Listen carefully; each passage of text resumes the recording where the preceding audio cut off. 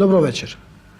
Човековата природна средина или е веќе опасно загадена или загрозена од загадување. Нашава прва репортажа вечерва му е посветена на загадувањето на воздухот во Скопје. Аерозагадувањето делува врз зголемувањето на бројот на заболувањата на респираторните органи. Воздух не може да поземе детето, мало дете, пепел, многу. Кашла? Па кашла како не опона е оболено на плуќе детево. Меѓу најштетните индустрии во тој поглед се секако индустриите кои што сагореваат големи количини на течни и чврсти горива. Али прекумерни штети кои одат, како и законите велат, преку границата на дозволеното, такви штети не се дозволени и треба да бидат надоместени.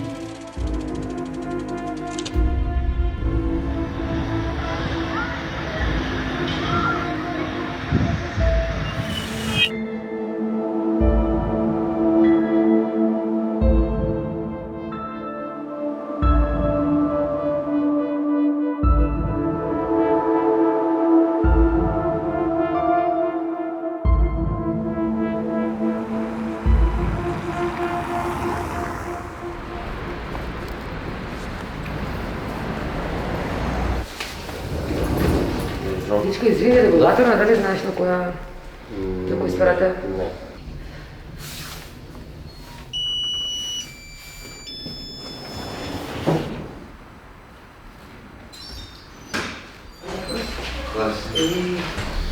Што правиш? Марко, работиме нафта и нафтени деривати. Добро.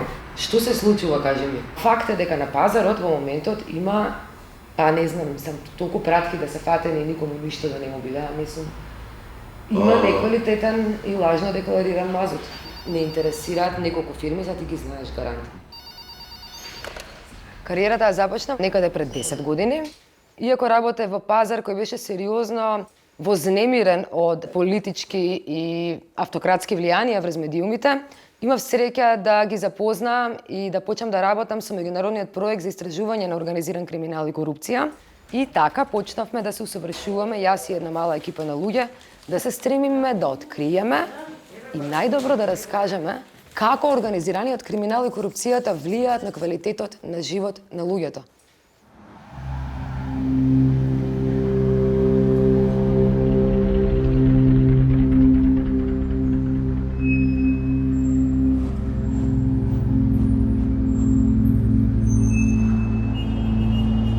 Секој пат кога чекате на некој шалтер, ако се чувствувате понижени пред институциите, ако чувствувате како ви го откинуваат достоинството, тоа се вика и некој сиромаштија и таа е најголемата последица од ова што го зборуваме.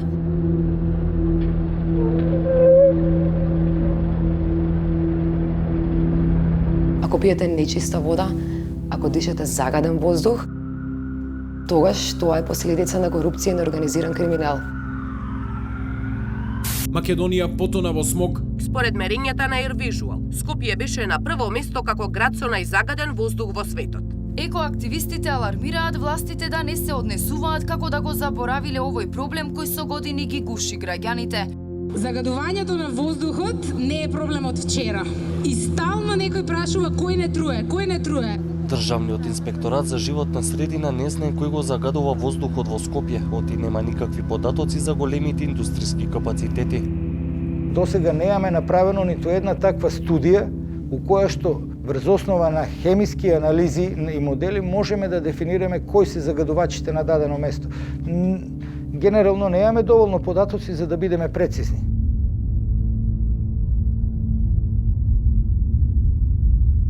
Истражувањето на организиран криминал или било каков криминал и корупција кои се поврзани со проблемите од животната средина се многу комплексни теми. И ние никогаш не мислевме дека ќе работиме некоја таква тема, претежно бевме фокусирани на истражување на нелегалните финансиски текови на парите. И тогаш се случи нешто чудно. Тогаш се појавија видеата.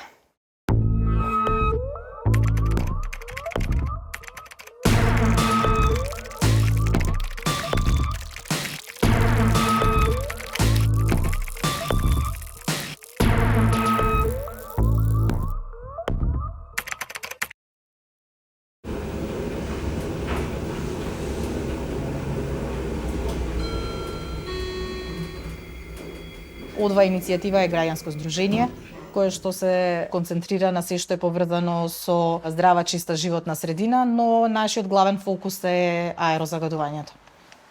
Ние ги гледаме константно црните чадови во текот на 2017-2018 година. Тогаш добиваме информации од граѓаните. Најчесто на Facebook добиваме комплетно и видеа, значи оставаат и свои телефонски броеви, па ние можеме понатаму и да контактираме со нив. И на аматерската снимка што се појави деновиве, се гледаа густи црни облаци од установата каде има 4000 раѓања годишно. Видеата беа застрашувачки. Првото видео кое се појави беше од болницата Чаир, односно од најстарото родилиште во Скопје.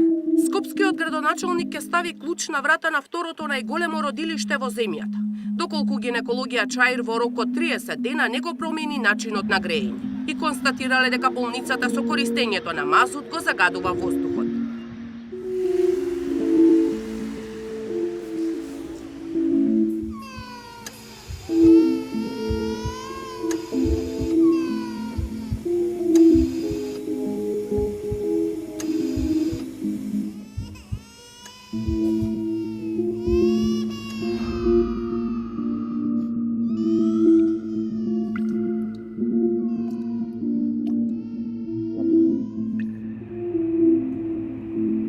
Почнуваме да добиваме фотографии од цела Македонија.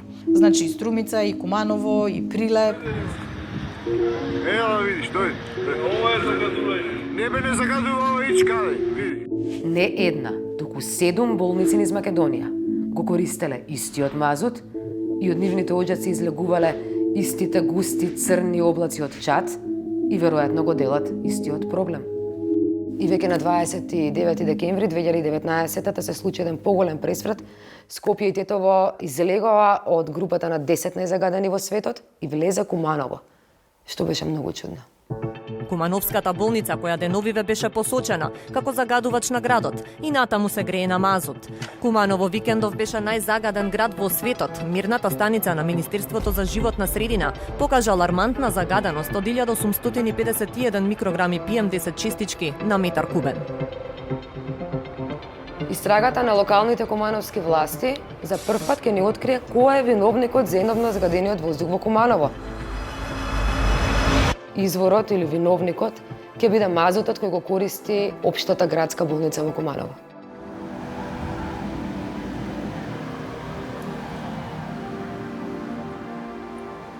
Мислам дека државните институции мораат сериозно да се заинтересираат што се случува со увезениот мазут, каков е квалитетот на тоа што се увезува, каде завршува и конечно да ги принудат некако, ако е можно, овие капацитети да се префрлат на незагадувачки енергенси.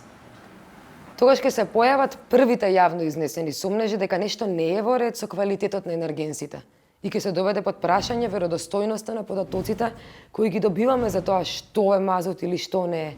Нашата прва логична точка од каде што појдовме беше да знаеме добро кој е добавувачот и дали е ова навистина мазут.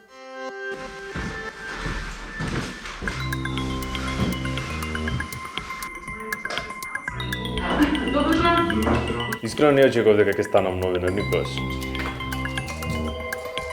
Единствената причина заради која што мислам дека остана во новинарството беше пристапот кој што го добивме во ИРЛ. Мислам на фактот дека уште од самиот почеток поискусните колеги посветија многу време за да не обучат, а со тоа и ни дадоа пристап да работиме на теми кои што и они работеа во моментот.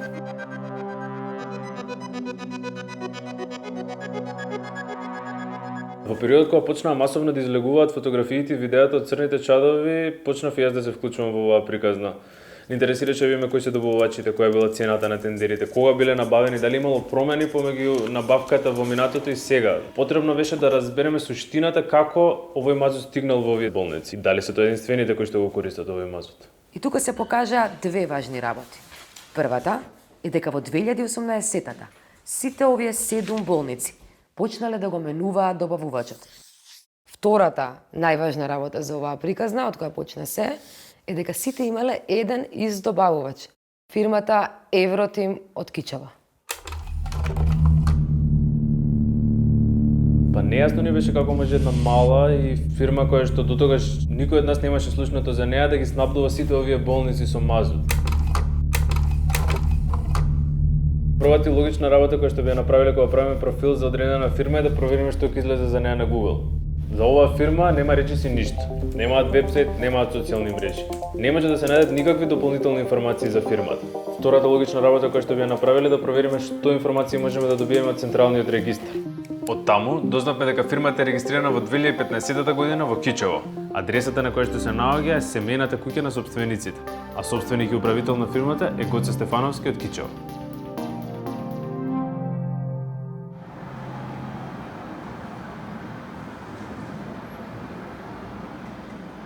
Кога Сашка ме повика и ми раскажа делот приказнава, знаев дека нешто големо ќе испадне. Кога ми ја кажа фирмата, Евротим, не ни знаев дека се работи за фирма која е од Кичево, а веројатно Сашка баш заради тоа ми ја даде да ја проверам. Јас сум порасната во Кичево. Се знаеме генерално сите меѓу себе, за оваа фирма немав ништо слушнато до тогаш. Кога почнав детално да ги разгледувам јавните набавки, видов дека болниците не се единствените државни институции кои што купувале од овој мазут. Евротим ги снабдувале и Македонски железници и ЈСП Скопје, а нивни најголем државен клиент било Министерството за одбрана, со 2 договори вредни околу 56 милиони денари. На сите останати договори со државните институции беше подпишан Гоце Стефановски. Меѓутоа, на овие 2 договори се појави едно друго име, Илија Срезовски. Кога почнав да го проверувам него, видов дека Срезовски имал фирма која тргувала со нафтени деривати, но на оваа фирма и била одземена лиценцата за работа поради незаконско работење, и тоа неколку години пред отворањето на Евротим. Кога тргнав да проверам која е поврзаноста меѓу Срезовски и Евротим, открив дека Гоце Стефановски е зет за ќерка на Илија Срезовски.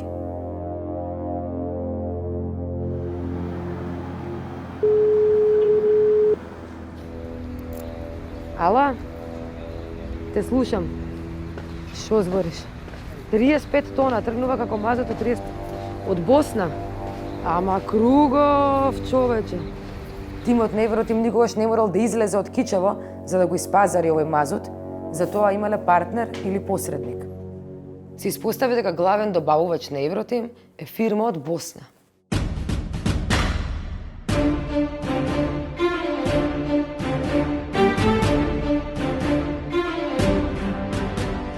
В 2018 година се почетоците на партнерството помеѓу Евротим и Хифа Ойл. Хифа Ойл е најголемата нафтена компанија во Босна. Собственик на фирмата е Изудин Ахметик, а директор е неговиот син Кенан Ахметик. Според Forbes, нивното богатство е проценето на $400 милиони. Во балканските медиуми постојат повеќе обвинувања дека ова богатство е стекнато со државно спонзорирани сделки, проследени со корупција. Ако 2018-та е кога Евротим ги добива првите тендери од државните институции во Македонија, истовремено 2018-та е годината кога Хифа Ойл почнува да ги проширува своите пазари на Балканот. Одеднаш, Хифа Ойл почнува деловни активности во Црна Гора, Србија, Македонија. Зошто?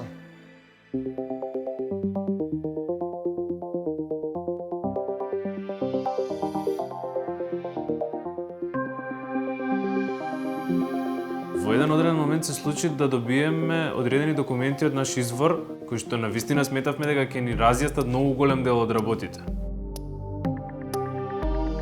Потребно беше да вложиме многу труд и енергија за да разбереме што значат овие документи. Клучните работи кои што ги дознавме, а кои што беа во насока да можеме да разбереме што точно се случувало со овој мазут, беа дека всушност мазутот стигнува од чешката фирма Унипетрол преку Хифа Ойл. Унипетрол, ова масло го декларира како резидуал, или опасно масло со сериозни последици по животот и здравието.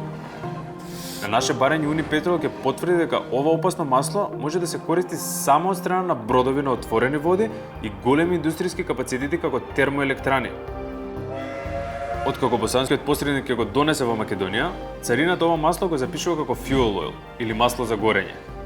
Масло за горење може да биде многу нешта, но резидуал може да биде само тешко, опасно масло кое во ЕУ не смее да се користи во урбани средини. Во Србија, маслото на ХФЛ го третираат како отпад и неколку пати не го пуштиле во употреба. Но во Македонија, откако ќе стасана царина, за ово масло не се поставуваат никакви прашања. И според правилникот на Министерството за економија се тестира само на еден параметар. За да се проверат неговите вистински карактеристики, царината може да го повика Државниот инспекторат за животна средина, кој може да утврди дали нештото е опасен отпад или не. Меѓутоа, во нашиот случај, царината единствена известува пазарната инспекција, која што ги нема овластувањата на Инспекторатот за животна средина и која мора да го почитува правилникот на Министерството за економија. Како државен пазарен инспекторат имаме надлежност за контрола на се што е од нафта и нафтен дериват. Значи, мазутот, ако е нафтен дериват, ние имаме право да го испитуваме. За жал, понекогаш, испае дека и параметрите кои што ќе ги добиеме, она што значи мазут ќе биде пуштен, после тоа ќе се покаже дека имаме некои дополнителни резултати врз основа на кои што ние не можеме да се повикаме.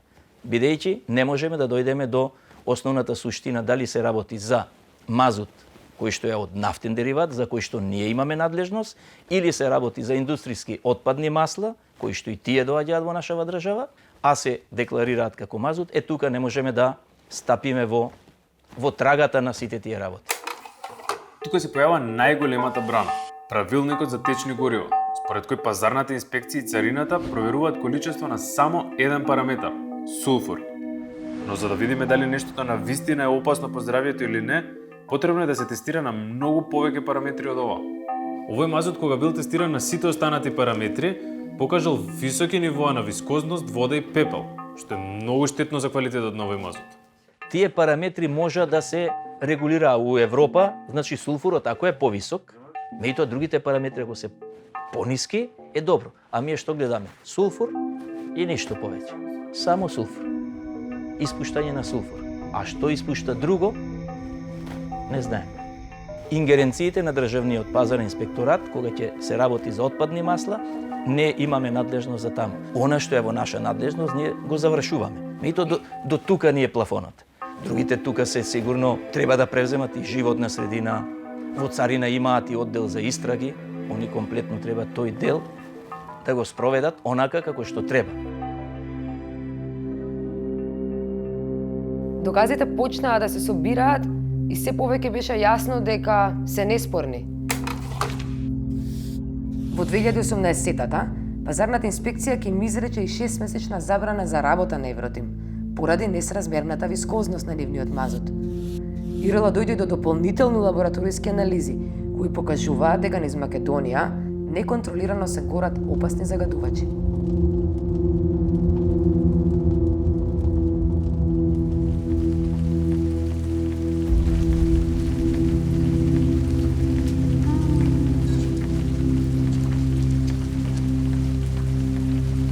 Тони, илјадници тони опасно масло, кое што веќе не смее да се користи во ЕУ, завршиле во Македонија.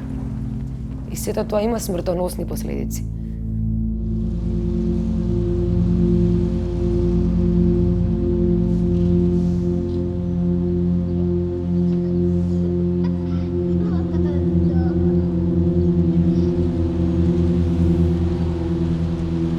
Значи, јас мислам дека тука, не знам, мислам дека гледам кривична пријава за загрозување на живот и здравје. Мислам на вистина. Тоа гориво може да биде опасно и да го складирате, не само да го користите. Ако има лесно испарливи органски компоненти. Дозволуваме на некој начин, заради интересот на одредени луѓе, да дишат нечист воздух сите граѓани. Крајно време е со такви работи, таквите луѓе, не само што ќе им се врати горивото назад, него и да се завршат зад решетки, бидејќи сето она што го направиле со уништувањето на здравјето на луѓето, некој мора да го плати.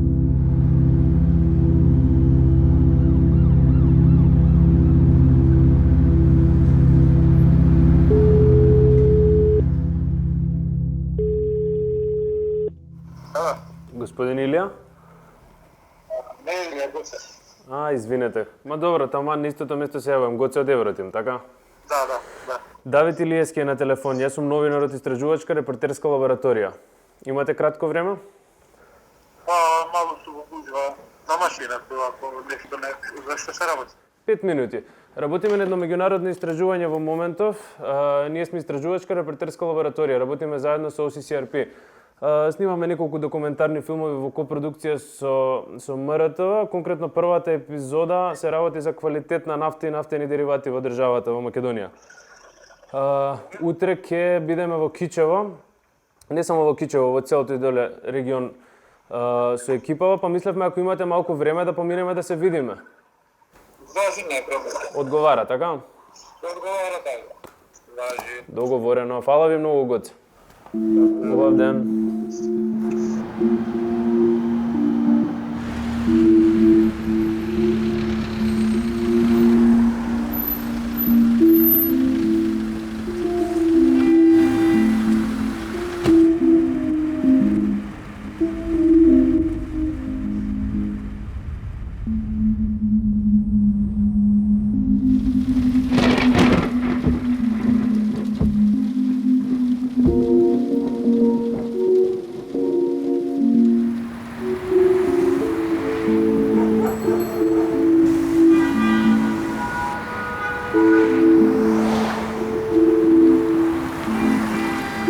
Генерално приказната само да знаеш дека работиме нафта и нафтена индустрија и ни интересира они што работат, толку.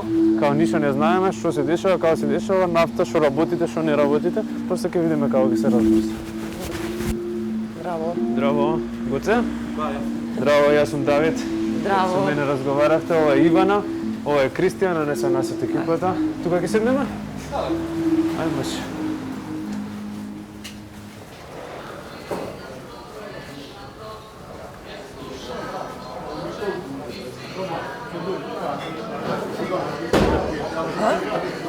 Негде понастрана.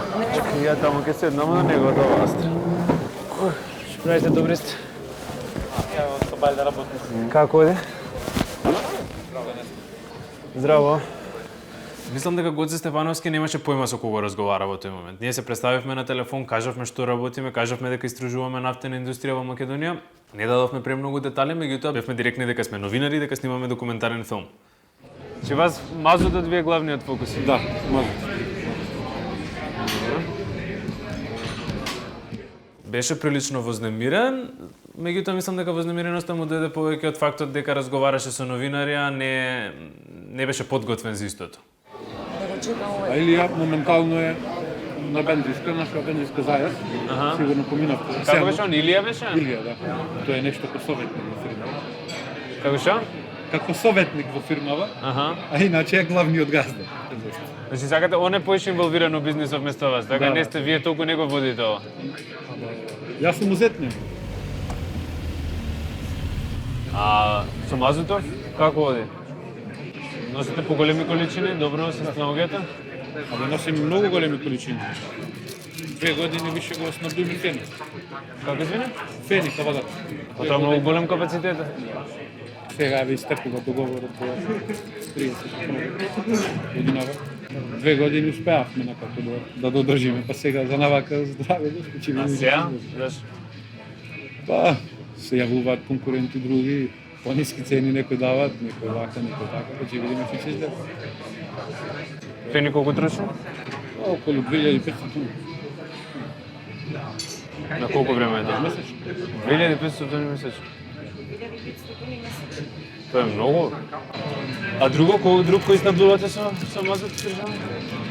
Па имавме лани, имавме поиќе, имавме Министерство за одбрана, болници, годинава ги немаме тие. Приватњаци некои што се вако, Брако, Велесна со имаме. И за Брако? Да. Ги спомнавте и Фени и Брако. Тоа се сепак сериозни фирми. Како ви успеа соработката со нив, како влеговте на тој пазар? Баш ме интересира чисто онака да ни дадете малце ваша перспектива. Илија е доста добар пријател со еден од газдите таму. Што порано. Лично се знаат добро. А кој се газди на Брако? Не е... Анџушев и уште двајца мисля дека се не ги знаат. А има и партнери он таму? Мисля дека се тројца во Брако. Много. Ама пак е Фени? По истата линија? Не, си тендер си има. Кратко траеше средбата, 20 на минути. Мислам дека на пола свати дека премногу навлегува во детали околу фирмата, ни го даде бројот од Илија Срезовски и го напушти состанокот.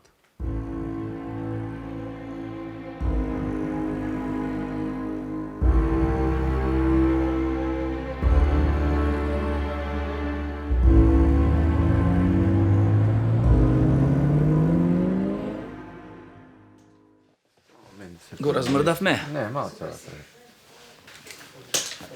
Дали за овие проблеми, да речеме, еве, надлежниот министер, Кришни Бектеши? Го имаме известено. Не само за мазутот сме го известували и за други увози кои се и за некои други работи, за сите работи ги известуваме.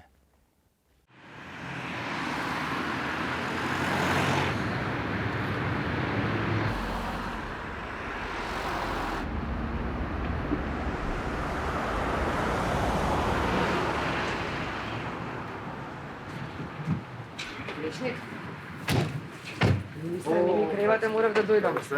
Кратко ќе ми одговориш едно прашање. Може? Значи, работиме тема за мазут. Правилникот за течни горива вели 3 параметри утврдуваат што е мазут, што не е мазут. На пазарот ние истражувавме со помош на одредени институции се појавуваат многу вакви горива кои ако се испитаат на другите параметри излегува дека не се мазут, туку се токсичен отпад кој доаѓа од земјите во ЕУ и преку обскурни лица и разни трговци, препродавачи доаѓа овде. Да. Сте информирани за овој феномен и проблем? Не сме информирани, но ние сме го донесли правилникот за течните горива. Има неколку месеци што сме го Го донесли. видовме и во јануари имаше Да, апдейт, но ке мазутот нема Тоа ништо. согласно Европската заедница е направен правилникот и контрола треба да направи пазарен инспекторат и бюро за метеорологија. Да, тие ги прават контролите и тврдат дека и вас ви информирале за проблемите со... Немаме таков. Тоа го тврди и царината дека доаѓале овие иницијативи на Немаме влада. таков допис во министерството. Не е вистина.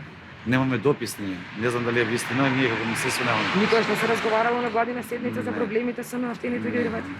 Ако знаете што се случува, еве, ќе го гледате и нашите истражувања, што ви превземале ако е така? Станува интервју. Ако? Јавите ни се на интервју и имаме состаноци. Па се обидовме да ве добиеме, но не игнорираа сите. Не е точно, не сте се јавили. Добро, значи не сте информирани за овие проблеми? Во министерство не. Ако знаете, ќе направите нешто. Секако дека ќе доставиме допис до пазарна и до бирото за метеорологија и ќе преземат мер. Или за овие проблеми, да речеме, еве, надлежниот министер, Кришни Бектеши? Го имаме известено. Акредитираната лабораторија дури испратила и писмо до надлежните институции во кој што информирале дека се почесто во нивните лаборатории завршуваат примероци од повеќе увозници кои што својот продукт го нарекуваат мазут, но според карактеристиките ова е опасно загадувачко масло. Предупредиле дека ова може да има смртоносни последици, ги известиле надлежните, а надлежните ги известиле своите предпоставени. Сите знаеле за ова. Сите оние кои се одговорни и кои имаат моќ да променат нешто во животите на луѓето, го знаеле ова, знаеле дека се случува злосторство и не направиле баш ништо. Ама баш ништо. Зошто е тука некаде почна да се расплеткува мистеријата? Што е мистеријата? Како една мала и релативно неважна и непросперитетна фирмичка од Кичево успева да дојде во партнерство со еден гигант од Босна како Хифа Ойл. Господин Илија? Давид Илиевски е на телефон, како сте? Ние сме Кичево, се сретнавме со Гоце, вајде ви спомна на вас, новинари сме дојдени од Скопје. Па ми го дај и вашето бројче, ни рече, вие сте експертот од фирмата, ако сакате може ли да се видиме со вас малце да си поразговараме за некои ствари. Сега дојде потешкиот момент да се соочиме со Илија Срезовски или вистинскиот собственик на фирмата. Му се јавивме и тој веднаш прифати да се сретне со нас, меѓутоа не сакаше да разговара на камера. Една главна причина беше дека не сака да се експонира поради фактот што воопшто не е ни собственик на фирмата и не сака да се знае дека е собственик на фирмата. Илија Срезовски беше многу поодмерен од Гоце Стефановски и беше селективен во информациите кои што ни ги даваше. Што се однесува до квалитетот на мазутот од Чешка, кој го продавале во Македонија до 2020 година, Срезовски тврди дека не постоел никаков проблем со квалитетот и ги отфрли сите обвинувања. Ниската цена ја оправда со фактот дека Европа ваквиот мазут го исфрла од употреба, па Унипетрол немале на кому да му го продадат и затоа им го продале по толку ниска цена. Според Срезовски, ваквите обвинувања може да доаѓаат само од лица и фирми кои им завидуваат на ХИФО што нашле ваков партнер во Македонија. Негираше дека се познава со Кочо Ангишев, но кога се соочивме со она што ни го кажа Стефановски, призна дека имале средба со Ангишев на која што присуствувал и Изудин Ахметик.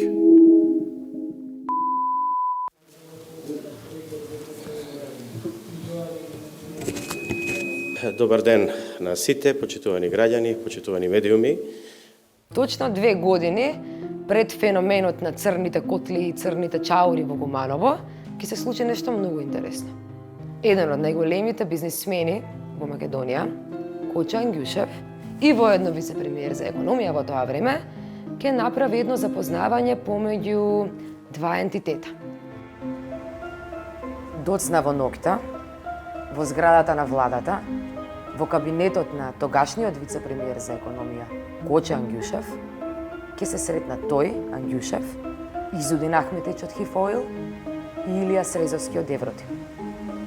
По оваа средба, ХИФОИЛ и Евротим ќе добијат два нови клиенти. Брако, фирмата на Кочо Ангишев и Фени Индустрија, односно денешна Евроникел. Стечајот на Фени е најуспешниот во историјата на Северна Македонија, смета вице-премиерот за економски прашања Кочо Ангишев. Тој денеска заедно со премиерот Зоран Заев ја посети фабриката која од неодамна има ново име Евроникел Индустри. Евроникел ја пушти во употреба втората производна линија. Целокупното производство е наменето за извоз во Европа, Азија и Америка. Најголемиот клиент на Евротим, односно ХИФОИЛ, не се македонските болници и македонските институции, туку е поранешно Фени Индустрија во Кавадарци, односно денешен Евроникел.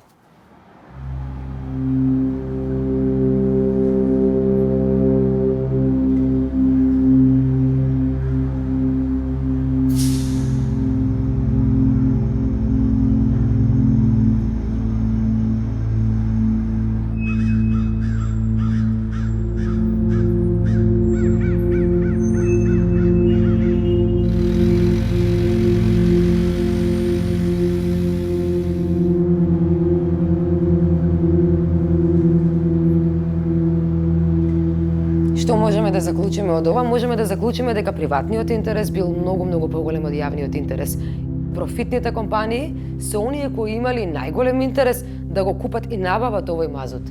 Од 18 милиони евра приходи во 2 години, само 2,9 милиони отпаднале на државните институции. Остатокот е приватниот сектор. Од нив најголем купувач е денешна Евроникел, односно Фени Индустри. Днес презима мерки. Фени, најголема загадување од него. А да не ги штитиме тие, не треба така. Важни деца и ви се труите и не се труите. Од 10 млади брачни парови во Кавадаци, 4 до 5 нема трошба, а сега слушнав оваа ден дека и во 5 месец мртви деца се раѓа. За тоа што од Фени од џаците испаѓа коктелот на смртта. Дури Кенан Ахметич ни потврди дека нивен најголем клиент е Фени, односно Евроникел.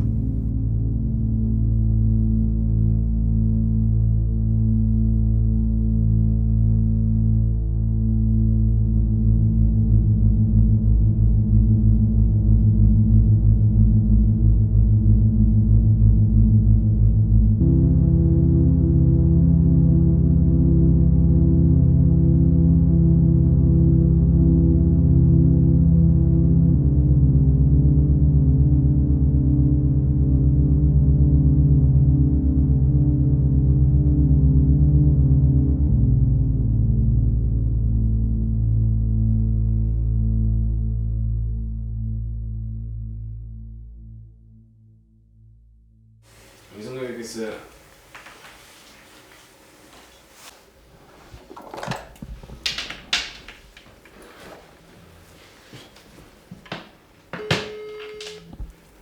Да, можно да не се јави искрено.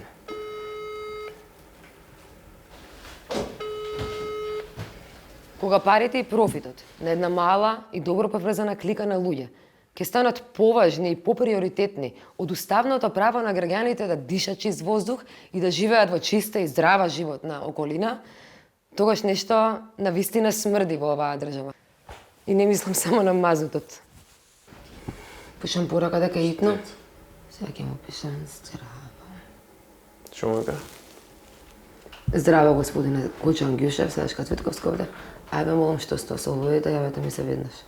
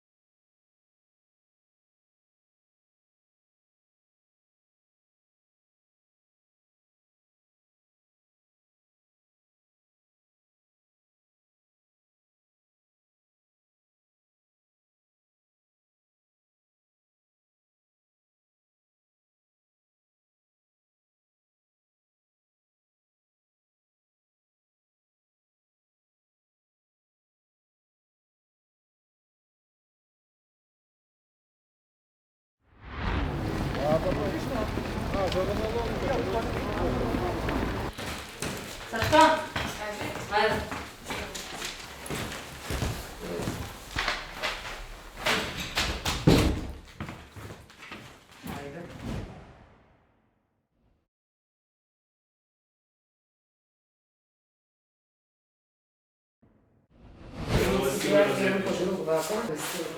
Обаска, Сашка?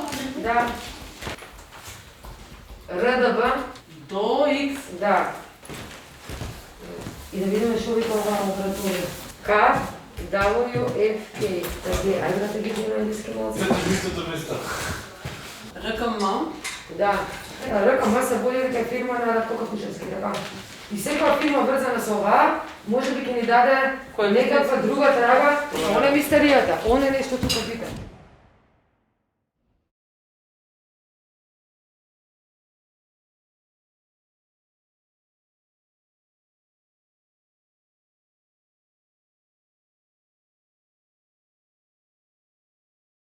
Помеѓу словачката фирма и хрватската фирма влегува со овој тарифен број, а од Косово во Македонија истата пратка влегува со друг тарифен број. Со тоа што едниот е за отпад. На фактурата на Радко, која он ја приложува на царина, пишува fuel oil. Да, не мазут. пишува, ако нема тарифен број. Не пишува residual.